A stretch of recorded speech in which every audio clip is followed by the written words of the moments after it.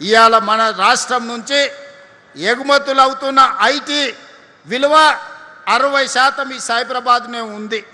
ఇవాళ భారతదేశంలో ఐటీ ఉత్పత్తుల ఎగుమతిలో 16.77% మనమే మన సైబరాబాద్ నుంచే ఈరోజు దేశ ఆర్థిక వ్యవస్థలో మనం ఈరోజు మన కంట్రిబ్యూషన్ ఉన్నదని నేను తెలియజేస్తున్నా. అలాంటిది అన్ని ఆలోచన చేసి ఈనాడు ఈ ప్రక్క నుండే మైపాల్ యాదవో లేకపోతే జగదీష్ గౌడో లేకపోతే గంగాధరో ఇంకో కార్పొరేటరో పని ఉంటే ఎక్కడో హైదరాబాద్కి వెళ్ళాలి. ఈ బస్తీలలో ఉండేటోళ్ళు ఎవరనుంటే గోపన్పల్లి తండా నుంచి చిన్న పని ఉంటే ఎక్కడికో వెళ్ళాలి. అక్కడికి వెళ్తే గుర్తుపడతారో లేదో మనకు తెలియదు. మన సమస్యలు వాళ్ళకి అర్థమవుతాయో అర్థం కావో మనకు అర్థం కాదు.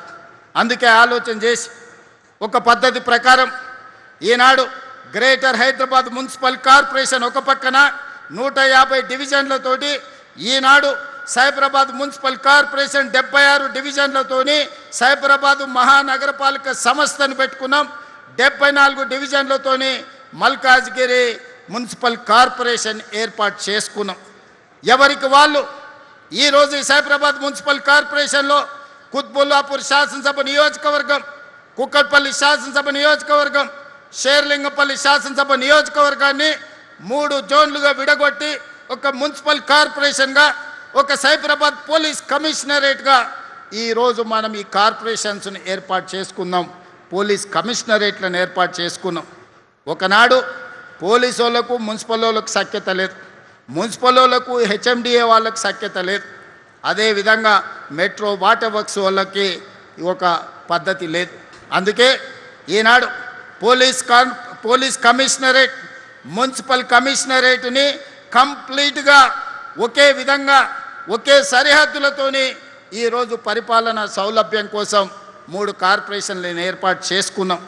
అందుకే మిత్రులారా, ఎవరెన్నన్నా రాజకీయాల గురించి మాట్లాడినా నేను ఒక్కటే మాట చెప్పదలుచుకున్నా. ఎన్నికలు వచ్చినప్పుడు రాజకీయాలు చేద్దాం. 2029 ఎన్నికల్లో ఎవరు ఏమవుతారో, ఎవరిని ప్రజలు ఆశీర్వదిస్తారో 6 నెలల ముందు రాజకీయాలు మాట్లాడుకుందాం. రాబోయే 2 సంవత్సరాలు రాజకీయాలకు అతీతంగా, పార్టీలకు అతీతంగా, జెండాలకు ఎజెండాలకు అతీతంగా మన ప్రాంతాలను అభివృద్ధి చేసుకుందాం. మీకు అవసరమైన నిధులను ఈరోజు మనం ఇస్తాము అని చెప్పి ఈరోజు నిర్ణయం తీసుకున్నాం. వివక్ష లేదు, లేకపోతే వితండవాదం లేదు. ఇవాళ అభివృద్ధి ప్రణాళిక పేదల అవసరాలు తీర్వాలి. ఈ ప్రాంత అభివృద్ధికి అవసరమైన ఎలివేటెడ్ కారిడార్లు కానీ, ఫ్లైఓవర్స్ కానీ, అండర్ పాస్లు కానీ, రోడ్లు కానీ, అవసరమైన ప్రభుత్వ కార్యాలయాలు కానీ, ఇవే కాకుండా పేదోళ్ళ పిల్లలు చదువుకోవడానికి young India integrated residential schools కానీ, అదేవిధంగా తెలంగాణ స్కూళ్ళను కానీ ఈరోజు ఈ ప్రాంతంలో మనం మొదలుపెట్టినాం.